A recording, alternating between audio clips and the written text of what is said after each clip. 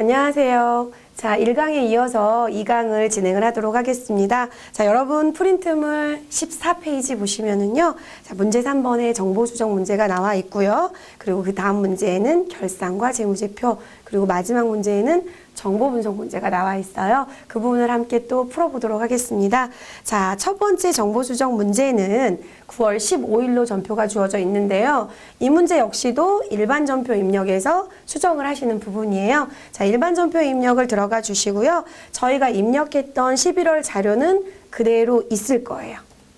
당연히 있겠죠? 자, 이렇게 있고요. 그리고 이 수정 문제는 저희가 입력한 자료가 아닌 기존에 출제가 됐던 백데이터에서 설치가 되어 있는 그 내용이에요. 9월 15일. 수정 문제는 여러분 한 달씩 이렇게 쭉 해가지고 찾아가는 것보다는 그 문제 하나하나를 날짜를 세팅하시는 게 더 편하겠죠? 9월 15일. 자, 어떤 전표가 있나 봤더니요.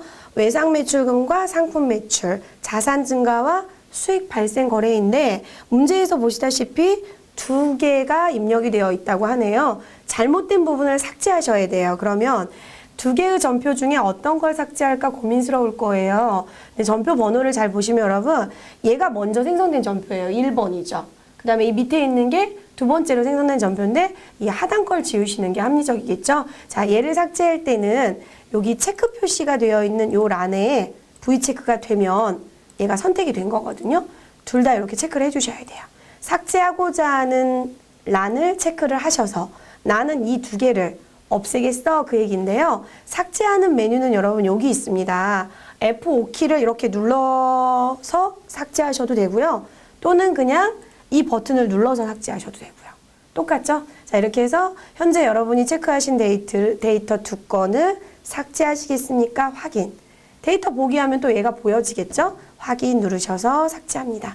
그럼 요 전표 하나만 남았는데 이제 이런 경우는 기업에서 어떤 경우냐면 내가 오늘 너무 바빴어요. 그래가지고 세금 계산서를 보고 매출 세금 계산서를 보고 이걸 입력을 했어요. 그런데 그 입력한 거를 잠시 까먹고 여기 가가지고 9월 15일자로 다시 입력을 한 거예요. 근데 일개표를 올리고 결제를 받고 퇴근을 하려고 보니까 매출이 두 개가 잡혀 있는 게 보여지는 거죠. 그러면 아래 거를 삭제하시겠죠? 이런 거를 이제 할 수 있는가라는 걸 물어보는 문제입니다. 자, 두 번째 문제 9월 17일자니까 날짜를 17일로 바꿔주시고요. 차변에 세금과 공과금이라는 판매비와 관리비의 발생, 대변의 보통예금이라는 자산의 감소 거래지요. 자, 그런데 여기 적유에도 보시다시피 임차료를 줬다고 되어 있는데 세금과 공과금으로 했네요. 잘못됐죠? 근데 문제에서도 이렇게 나왔어요. 8월분 사무실 임차료를 주면서 세금과 공과금으로 입력을 했다. 잘못 입력을 했으니까 정정하세요. 자, 임차료는 여러분 계정 과목이 그냥 월 따박따박 주신 임차료니까 임차료를 떠올리시면 돼요. 그러면 임차료라고 한번 코드를 검색을 한번 해보세요. 자, 검색을 하면 요 검색한 코드에서 조금 혼란이 오시나 봐요. 그러니까 내가 임차료를 이렇게 고치려고 검색을 딱 했는데 5, 6, 7은 제가 앞전 시간에 안 쓴다고 말씀을 드렸죠. 그러면 8번을 써야 되겠다 그런 생각이 드는데 갑자기 9번이 나오니까 어떡하지? 근데 지급임차료와 임차보증금은 다른 계정 과목입니다. 그럼 여러분 지급임차료는 어떤 계정 과목이냐면 여러분이 이를테면 어떤 건물을 하나 이렇게 임차를 하잖아요. 그러면 나한테 얘가 보증금을 달라고 해요, 주인이. 그러면 보증금을 1억을 주겠습니다 하고 1억을 주고 그리고 매월 얘처럼 얼마씩 주겠다. 12만 원씩 주겠다. 그러면 월 주기로 한 건 매월 발생하는 비용이라서 임차료 12만 원. 요렇게 만약에 여러분의 매장을 임차 계약을 하셨다. 그러면 이 건에 대해서 한번 분개를 제가 해볼게요. 그러면 이걸 지금 이 문제처럼 보통예금에서 이체해서 주셨다. 그러면 임차보증금 얘가 그거예요.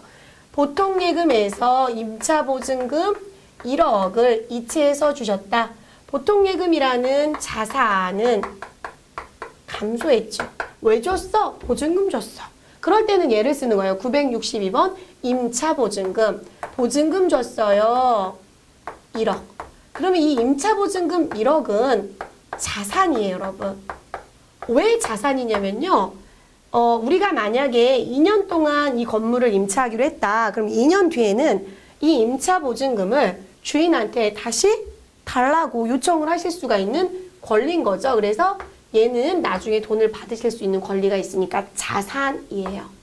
그런데 이 임차료는 똑같이 보통예금에서 12만 원을 인출해서 주셨다. 그럼 보통예금이라는 자산은 감소했는데 얘가 왜 감소했어? 원인과 결과를 해줘야 되겠죠? 얘는 왜 감소했냐면 매월 따박따박 주는 임차료야. 그럼 여러분 코드를 보니까 판매비와 관리비에 있는 지급 임차료.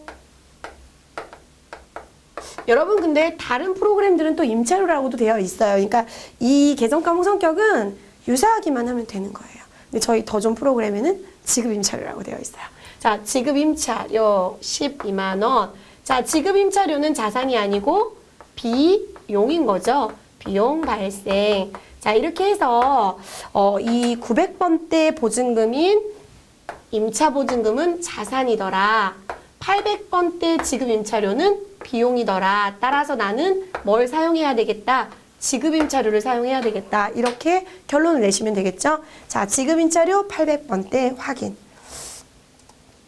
다른 건 문제 없죠, 여러분? 그러면 세금과라는 비용에서 지급 임차료라고 정정이 됐습니다. 하셨어요? 자, 이제 우리가 기중의 분계를 쭉 해오고 수정을 하시고 결산 문제를 풀어내야 되는데요. 여러분 제가 이 결산 문제를 하기 전에 여러분하고 저하고 잠깐 동안 회계라는 업무를 보실 분들이니까 회계 후 순환 과정에 대해서 잠시 한번 생각을 해볼까요? 여러분 저희가 지금 쭉 분계라는 걸 해왔습니다. 분계는 거래가 발생하면 분계를 하죠. 그럼 분계는 지금 저희 프로그램에서는 전표에 입력한 게 분계지요. 그 다음에 분계를 하면 각종의 장부에다가 옮겨 적는 걸 뭐라 그러냐면 전기라고 해요. 그래서 여러분의 이게 수동이라면 수기장부로 한다면 장부가 눈앞에 있을 거고 옮겨 적으시면 되는데 보통 저희 학습용으로는 이렇게 티계정으로 저희가 설명을 많이 하지요. 근데 저희는 요 분계만 잘 하시면은요, 요건 프로그램이 도와줘요. 그래서 저희한테 가장 중요한 게 분계예요. 분계한 걸 장부에 옮겨 적었다. 옮겨 적은 행위들이 잘 옮겨 적었는지 궁금하면 검증 작업을 해야 되는데 그걸 뭐라고 하냐면 시산표라고 해요. 그런데 여러분이 지금 이행하시려고 하는 결산 수정 분계를 하기 전에 지금 결산 정리 분계를 하기 전에 이 옮겨 적은 게 제대로 됐는지 열어보는 걸 뭐라고 그러냐면 수정 전 시산표라고 하고요. 얘가 전기가 잘 됐는 걸 검증하는 애인데 별 문제가 없고 대차 차익도 안 뜨고 오케이 그러면 바로 뭐에 들어가시면 되냐면 지금 이 작업에 들어가시면 돼요. 결산, 정리분계, 결산, 수정분계. 그래서 여러분 요걸 결산, 정리분계라고도 하고요. 결산, 수정분계라고도 합니다. 어때요? 흐름이 이해 가세요? 그럼 여러분 저희는 프로그램이 알아서 이 두 가지를 작성해 주니까 요거를 저희한테 하라고 문제를 내놓는 거죠. 그러면 이 결산 분계를 저희가 이행을 하잖아요. 그럼 분계한 거를 원장에 옮겨 적는 걸 프로그램이 도와주듯이 여기서 결산 분계한 것도 다시 원장에다가 노란색 옮겨 적겠죠, 여러분? 그게 이제 전기 이렇게 되는 거예요. 그러면 이 전기도 이 분계가 옮겨 적어졌는데 제대로 전기가 됐는지 이렇게 T계정 저희는 프로그램에 그냥 장부를 열어보시면 돼요. 전기가 제대로 됐다면 시산표를 또 열어봐서 검증 작업을 대차 차익이 안 뜨는지 보셔야 되는데 결산 작업을 하기 전에는 수정 전 시산표라고 하고요. 결산 정리분계 수정분계를 하고 난 다음에는 뭐라고 할까요? 네, 제가 같이 대답하자 그랬죠? 수정 후 시산표라고 해요. 그죠? 그래서 수정 후 시산표. 자, 그러면 이 결산 정리 분계도 제대로 됐습니까? 그랬더니 옮겨 적는 거 제대로 됐는 게 검증이 됐어요. 대차 차익이 안 뜨네요. 오케이. 그러면 이 수정 후 시산표가 이제 제대로 작성이 된 게 보이시면 나는 이제 장부 마감이나 결산 마감을 하시면 되고요. 마감 행위를 하고 여러 가지 재무제표를 만드시면 돼요. 손익계산서라든지 재무상태표라든지 그런 재무제표를 만드시면 돼요. 제가 말을 하면서 이렇게 판서를 하다 보니까 말하면서 이걸 하다 보니까 약간씩 이렇게 오타가 나오네요. 이해해 주시고요. 자, 이렇게 되는데 여러분, 저희한테 지금 주어진 문제가 내가 풀고는 있는데 뭘 하고 있는지는 알아야 되잖아요. 여러분, 내가 업무를 보고는 있는데 어느 시점에 있는지는 아셔야 되잖아요. 그 시점에 서 있는 것만 잘 아시면 오히려 공부하는 게 훨씬 이게 속도감이 나요. 저희는 여기 서 있어요, 여러분. 자, 분개했죠? 전기는 프로그램에서 장부를 열어보시기만 하면 돼요. 근데 이 장부를 열어보는 것은 여러분 마지막 문제인 회계 정보 분석 문제에서 출제를 해주고 있고요. 그 다음에 수정전 시산표 이 부분은 시산표인데 한번 열어보면 대차 차익이 뜨면 문제가 있어요, 여러분. 내가 뭐 잘못한 거예요? 한번 가볼까요? 지금 열어보는 시산표가 수정전 시산표인데 여러분 시산표는 세 가지가 있어요. 합계 시산표, 잔액 시산표, 그리고 합계와 잔액이 다 나오는 합계 잔액 시산표인데 저희 프로그램에는 합계 잔액 시산표가 있습니다. 합계 잔액 시산표를 열어보도록 할게요. 이제 결산이니까 연말로 열어볼게요. 12월 31일. 대차 차익이 안 뜨네요, 여러분. 그럼 잘하신 거예요. 보편적으로 잘 하신 거예요. 그러니까 보통 내가 한 부분들이 별 문제가 없겠지 하고 보시면 돼요. 근데 시험에서는 이거를 채점을 하지 않기 때문에 굳이 안 들어가 보셔도 돼요. 저는 한번 보여주려고 들어갔고요. 자, 이렇게 해서 닫으시고요. 자, 시험장에서는 그냥 전표 입력 끝나고 전표 수정이 끝났다. 그럼 뭐 들어가시면 돼요? 결산 들어가시면 되는데 그게 얘예요, 여러분. 자, 그러면 제가 결산에 대해서 두 가지를 말씀을 드리도록 할게요. 지금 저희가 프로그램을 이용해서 결산을 하다 보니까 프로그램의 도움을 받으실 수가 있는 부분이 있어요. 그걸 자동 결산이라고 해요. 근데 수동 결산은 이 일반 전표 입력에다가 12월 31일로 전표 입력을 하시면 되는 거고요. 자동 결산은 요 결산 자료 입력 메뉴를 이용하시면 되는데 저희 문제는 수동 결산해라, 자동 결산해라 이렇게 나눠져 있으니까 수험생이 좀 편하게 접근하실 수가 있어요. 자, 먼저 1번을 보도록 할게요. 1번 문제는 수동 결산 문제입니다. 그러면 나는 일반 전표 입력을 여셔야 돼요. 열어서 내가 알고 있는 회계 지식을 다 동원해서 이 결산 문제를 풀어내는데 여러분이 결산 문제가 지금 저희 3회 거 기출문제에는 소모품에 대한 문제가 나왔어요. 그런데 이 결산 수정 정리 분계가 소모품 정리만 있는 게 아니고요. 어마어마하게 많아서 이런 것들이 이제 랜덤하게 출제가 되고 있어요. 그래서 여러분이 결산 정리 분계를 쭉 정리를 하셔서 내가 어떤 문제가 나와도 자신 있게 풀 수 있겠다. 이렇게 준비를 해주셔야 돼요. 자, 지금 소모품 정리가 나왔는데 이제 또 수익의 이연, 비용의 이연이라고 해서 수익 비용의 이연이 나오고요. 예상에서 발생주의 회계 입장에서 계상해라 라고 하는 예상 문제가 나오고요. 그리고 감가상각이라는 부분들에 대한 문제들이 또 나오고 있고요. 그 다음에 대손충당금이란 문제들이 또 막 나오고 있는데 여러분 FAT 2급 수준에서는 한국공인회계사회의 모의고사나 기출문제 수준으로 문제가 나오니까 그 기출문제나 모의고사만 다 풀어보셔도 괜찮을 것 같아요. 자, 여기 말고도 상당히 많은 결산 정리 분계들이 있어요. 근데 그 중에서 이번 회차에는 얘가 출제가 됐고요. 그리고 자동 결산에서는 이제 재고자산 정리하는 문제가 출제가 됐는데 이런 것들 말고도 있어요, 여러분. 그래서 여러분이 수험서를 가지고 결산 정리 분계를 쭉 정리해 놓은 교재들을 가지고 정리를 쭉 하시면 되겠어요, 여러분. 자, 그러면 이번 문제가 쉽냐? 그렇지 않아요. 이게 좀 실력을 요하는 문제예요. 제가 한번 소모품비에 대해서 설명을 드리도록 할게요. 이 리바이크는 소모품을 구입할 때 비용 처리한다는데 이 소모품이라는 계정 과목은요, 여러분. 구입 시에 두 가지로 분기가 돼요. 구입 시 나는 얘를 어차피 소모성 물품으로 쓸 거니까 비용 처리할래. 이렇게 분기하는 경우는 소, 모, 품, 뭐라 그러죠? 네, B자만 붙이시면 돼요. B. 자, 나는 구입 시 얘가 지금은 사용 안 하고 지금 창고에 쌓여있는 소모품이니까 사용을 하면 그때 비용으로 할 거야. 그러면 구입 시에는 사용을 안 한 시점이니까 자산으로 할 거야. 그럼 뭘로 하시면 돼요? 소모, 품 이렇게 하시면 돼요. 그런데 우리 회사는 리바이크라는 우리 회사는 뭐 처리하는 회사였다?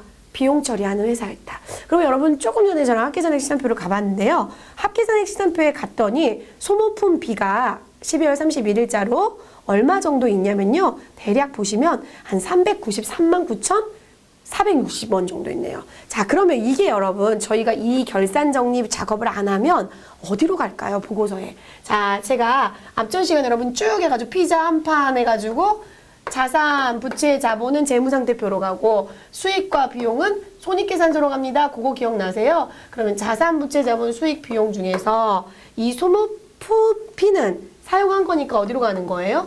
비용으로 가니까 손익계산서로 보고가 되겠네요. 그럼 나는 아무것도 안 하겠습니다. 그러면 손익계산서에 이 393만 9,460원이 비용으로 잡히는 거예요. 거짓말이죠. 왜 거짓말이냐면요. 여러분 문제에 보시면 나는 이 중에서 얼만큼을 안 썼어. 80만 원만큼을 나는 안 썼어. 연말에. 그러면 여러분 보고서는 신뢰성 있게 사실대로 보고를 해야 되는 부분이기 때문에 나는 구입 시 비용 처리를 해서 전부 다 비용 발생 처리했는데 이 비용 발생된 소모품 B가 차변으로 분계되죠, 여러분. 비용이니까. 비용 발생 처리했는데 이 비용 발생 처리한 것 중에서 요 중에서요.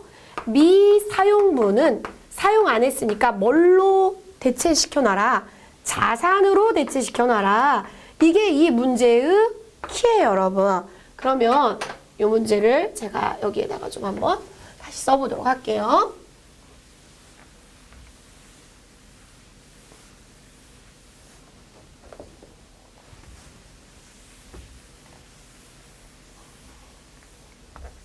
저는 여러분 이 흑칠판이 참 좋더라고요. 요즘에 화이트 칠판이 많은데 칠판은 이제 분필 냄새도 나고 쓸 때 따닥따닥 소리가 나면 강의할 때 좀 느낌이 좋더라고요. 여러분 어떨지 모르겠어요. 좋죠? 자, 여기 보시면 여러분이 미사용되어 있는 자산, 그럼 이렇게 됐겠네요. 지금 이 1번 문제를 푸실 때는 구입 시에는 이거 여러분 더블 클릭해 보시잖아요. 그러면 아주 많은 양의 소모품비가 차변으로 분계가 되어 있어요. 대변은 하나도 없죠. 그러면 얘는 모두 비용이야 이렇게 인식을 했을 거 아니에요. 그러면 모두 비용이야 그러니까 나는 차변에 그동안 소모품 B라고 해서 요 300 얼마 정도의 금액을 이게 뭐 현금이 됐든 미지급금이 됐든 요렇게 해서 했다는 거죠. 그런데 얘한테 아무 작업도 안 하면 얘가 비용으로서 손익계산서로 가기 때문에 손익계산서의 비용은 2번 당기 발생한 전액이 다 비용이야 이렇게 보고를 하는 건데 아니야. 이 비용 중에서 사용한 거는 요 정도 덩어리 정도 되지만 사용 안 한 거 요 정도는 8만 원 정도 있어. 그러면 요 덩어리 300 얼마 정도에서 요만큼 8만 원은 빼내자 그 작업을 저희가 지금 해야 되는 거예요. 그러면 사용한 거는 요 정도 되는 덩어리이고 미사용한 것은 요 정도 되는 덩어리인데 요게 얼마치다? 8만 원어치다.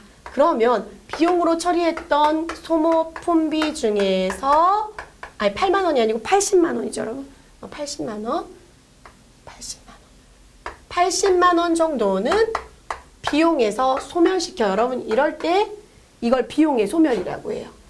이럴 때 차변에 있던 비용을 소멸시켜서 대변으로 사용 안 한 것은 자산으로 다시 대체시키는 증가분계를 하세요. 그러면 소모품이라는 자산을 80만 원을 잡아주는 거죠. 그럼 이제 어떤 현상이 발생을 하냐면요. 이 소모품이라는 자산은 80만 원만큼은 어디로 보고가 돼요? 재무 상태표로 보고가 돼서 사용 안 한 자산, 사실이죠. 그 다음에 소모품비는 요만큼 300 얼마가 있다가 80만 원만큼, 80만 원만큼이 사용을 안 했다고 하니까 요만큼 덩어리에서 요걸 빼낸 거죠, 여러분.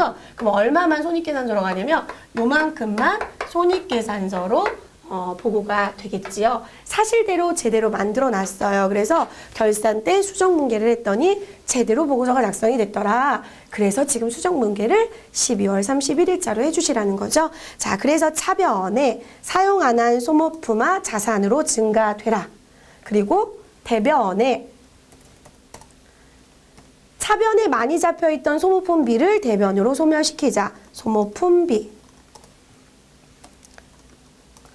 소모품 B가 몇 번대를 쓰냐면 여러분 5, 6, 7 상관없다 그랬죠? 800번대.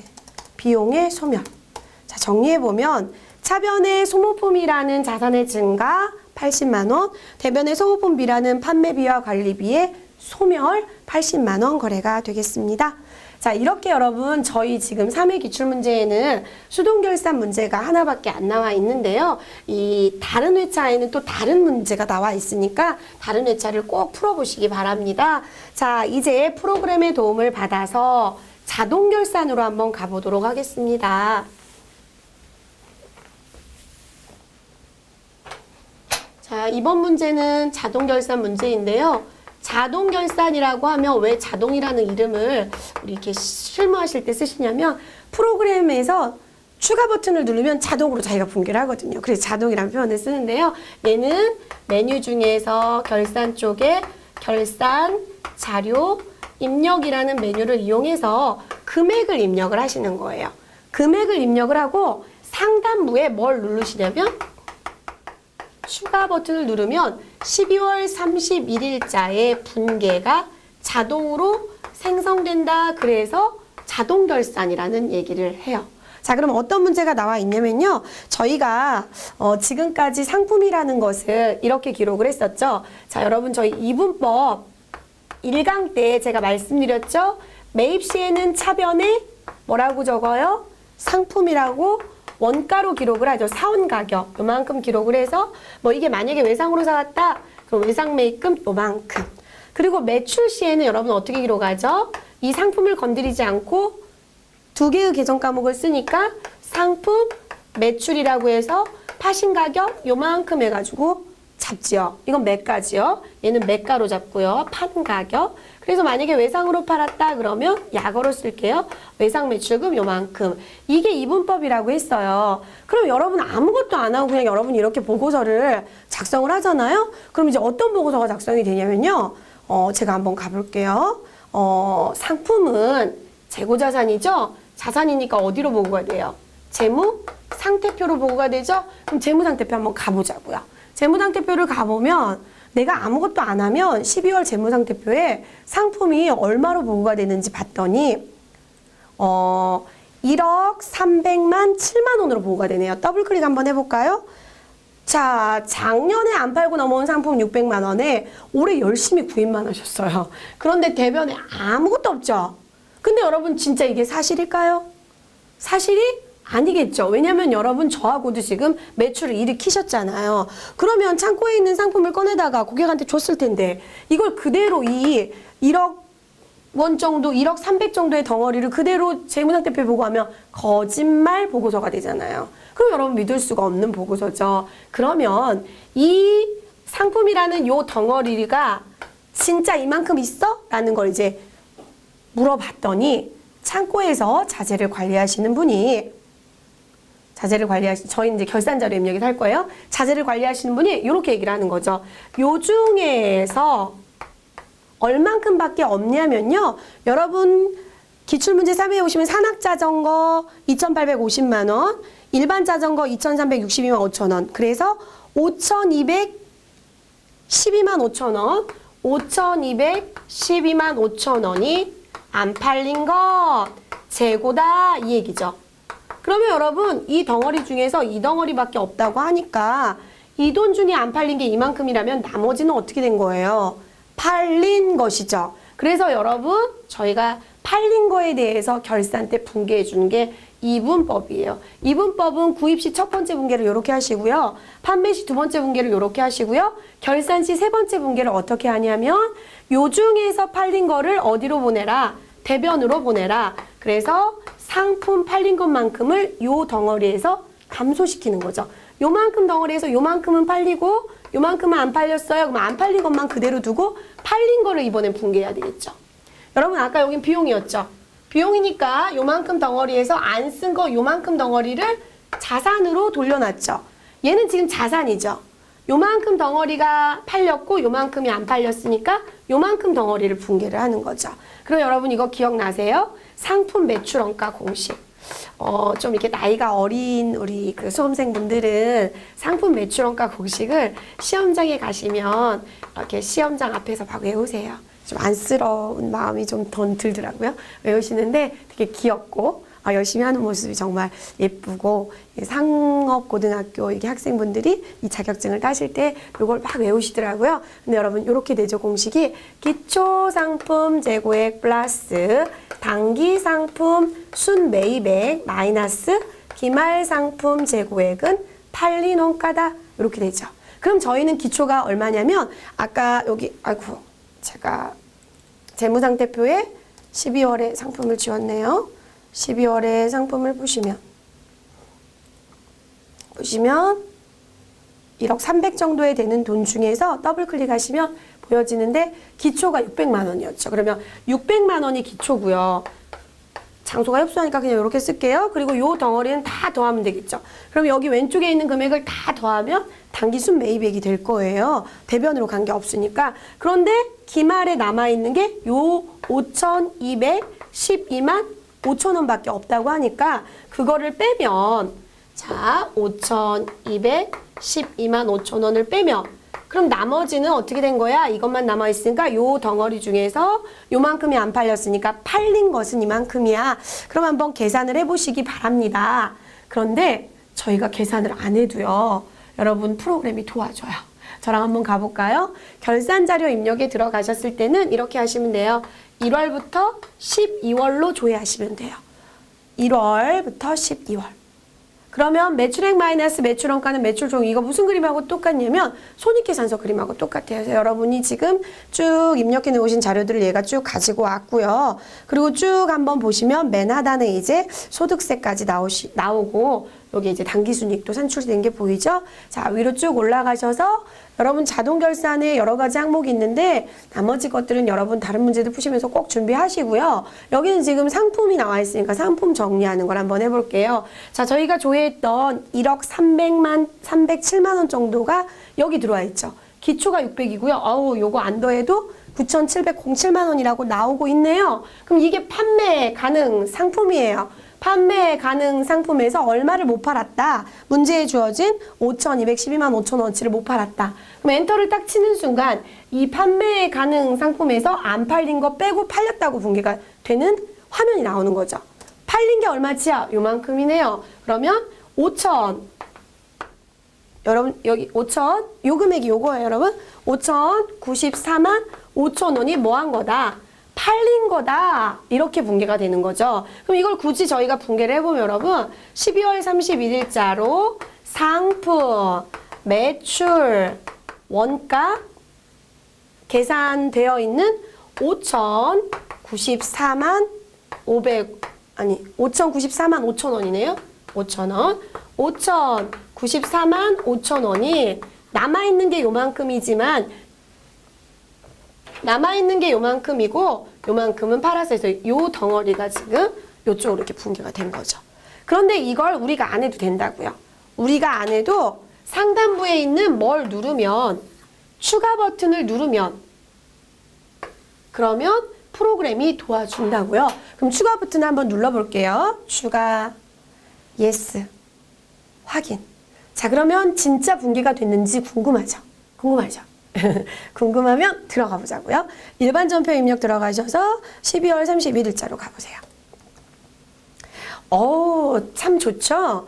프로그램이 참 좋네요. 여러분 저희가 지금 전표가 2개가 있는데요. 상단부에는 여기 아무 버튼도 안 뜹니다. 그런데 이 하단부 분개는 여기에 어떤 버튼이 뜨냐면 보셨겠지만 결산분개라는 버튼이 떠요. 그러면 이건 뭐냐면 이 결산자료 입력이라는 버튼을 이용해서 분개를 했더니 저렇게 나오는구나. 그 다음에 여러분 여기 앞에 보세요. 구분 코드가 뭐라고 돼 있습니까? 결차 결대 5번, 결대 6번 이렇게 돼 있죠. 자, 결차 결대는 결산 분개를 자동으로 하게 되면 자동으로 결차 결대로 들어오게 됩니다. 저희 시험은 여러분 차대변만 맞으면 되기 때문에 3, 4든 5, 6이든 관계없습니다. 자, 이렇게 해서 자동 결산을 이용하면 당연히 5, 6으로 이렇게 넘어옵니다. 요것도 5, 6으로 해도 괜찮아요, 여러분. 자, 됐습니다. 이게 결산 분개니까. 자, 요렇게까지 마무리하면 시험에 별 문제가 없겠습니다. 그런데 이제 가끔 이거를 하고 나서 궁금해지는 거예요. 뭐가 궁금해지냐면, 안 궁금해요? 궁금하죠? 여기 여러분 제가 여기 덩어리 이렇게 그린 것 중에서 요만큼이 지금 안 팔렸기 때문에 안 팔린 거 빼고 나머지 빨강 색깔 요만큼을 저희가 이렇게 분개했다 이렇게 했잖아요. 근데 이 안 팔린 것만큼이 정말 즉 얼마냐면 5,212만 5천원어치가 정말 제대로 재무상태표에 보고가 될까라는 게 궁금하면 가보면 되죠. 자, 재무상태표 한번 가볼까요?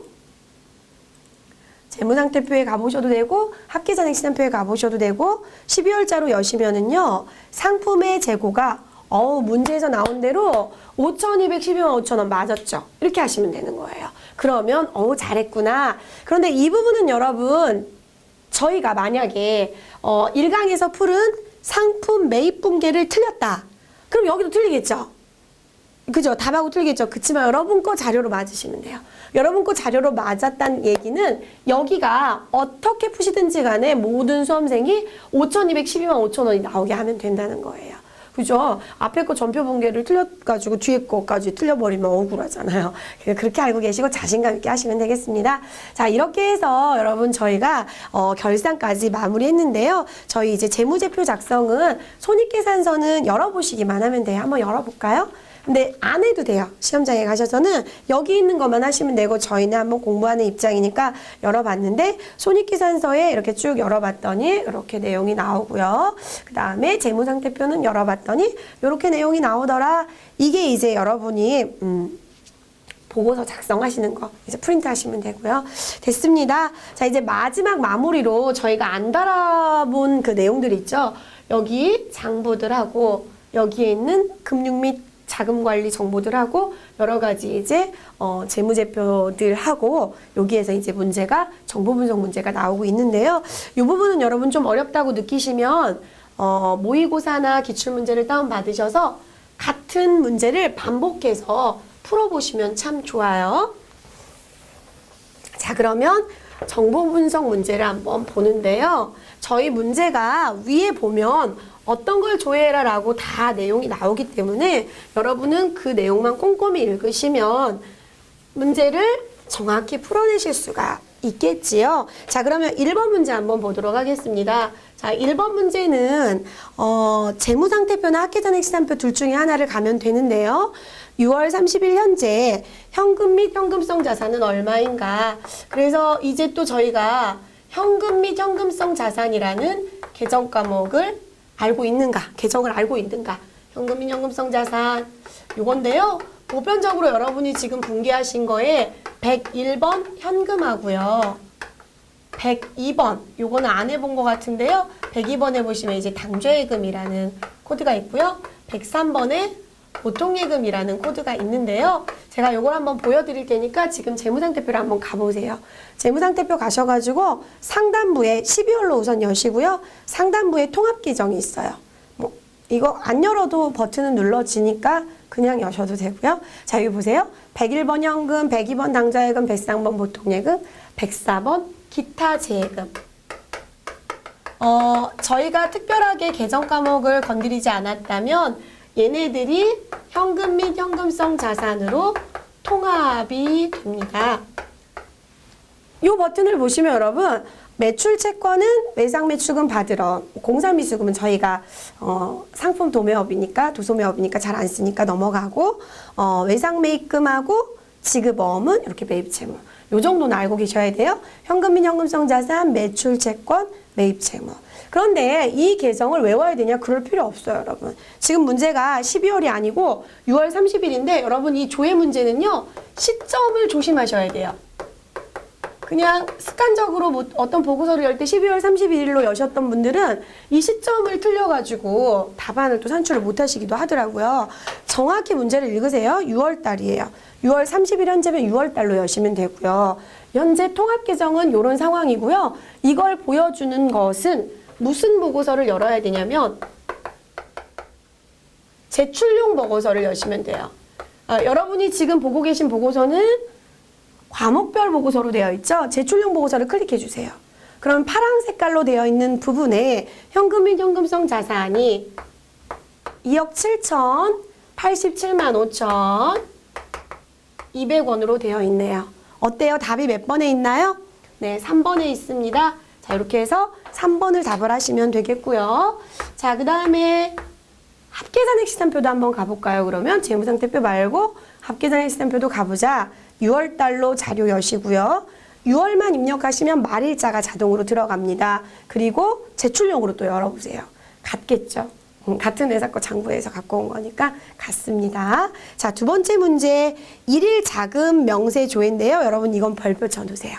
여러분 일일 자금 명세는 여기에 있어요. 그런데 들어가 보면 자금 내용이 다 들어와 있다 보니까 좀 혼란스러워 하시더라고요. 그래서 일일 자금 명세는 한번 혼자서 천천히 한번 이 명세서를 들여다보시면 이해는 가실 거예요. 요거 조심하실 게 좀 있어요. 내용도 지금 조금 난해하게 나왔는데요. 내용이 4가지가 나왔죠. 지급어음 잔액, 보통예금 잔액, 현금 잔액, 받을어음 잔액. 들어가 볼까요? 요것도 시점 조심하시고요. 3월 달이네요. 3월 31일. 한번 쭉 보시면 양이 좀 많죠. 노랑 색깔이 이제 현금 등가물, 현금성 자산 뭐 그런 얘기들이고요. 우선 한번 보시고 지급어음을 한번 찾아가 볼게요. 지급어음 잔액은 쭉 내려가 보니까 여기 있네요. 여기 지급어음. 하이마트하고 자전거 나라의 전일 잔액은 이만큼이었는데 당일의 증가나 감소 내역이 없고요. 당일 잔액은 요거네요. 그러면 지급어음 잔액은 얼마가 되겠다? 1,200만 원 되겠네요. 어때요? 얘가 답인데요? 그럼 여러분 시험장에 가시면 다른 거 안 봐도 돼요. 시간이 없잖아요. 저희가 빨리 풀어야 되니까. 그럼 바로 3번으로 넘어가시면 되는데 저희는 공부하는 입장이니까 한번 보도록 할게요. 1,200만 원 틀렸어요. 800이라고 돼 있어서. 보통예금 잔액 볼게요. 보통예금 눈으로만 한번 확인해 볼게요. 자, 쭉 올라가 보시면 보통예금이 여기 있네요. 대전하고 IBK 기업은행하고 당일 잔액 1억 5,060만 원. 맞았죠? 됐어요. 자, 현금 잔액. 현금은 여러분 여기에 현금 수입, 현금 지출 보이시죠? 그리고 어떤 이유로 나갔는지가 또 다 끌려오고요.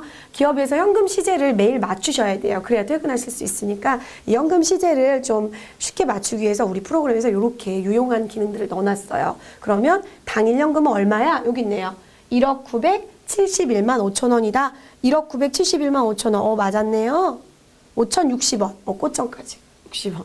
맞았네요. 그 다음에 받을어음 잔액은 여기 있네요. 받을어음 쭉 자전거랜드, 초록상사, 대형물산, 한호가 있고요. 640만 원 잔액 맞았네요. 그래서 답은 1번이 되겠네요. 자, 그 다음에 세 번째 문제 한번 보도록 할까요? 세 번째 문제는 총계정 원장을 조회하는 문제인데요. 상반기 상품 매입액이 가장 큰 달은 여러분 이 문제를 보시면 월별 비교하는 문제죠. 그럼 이제 제가 이렇게 얘기를 해요. 월별 비교하는 문제 월, 달별 비교하는 똑같은 말이죠.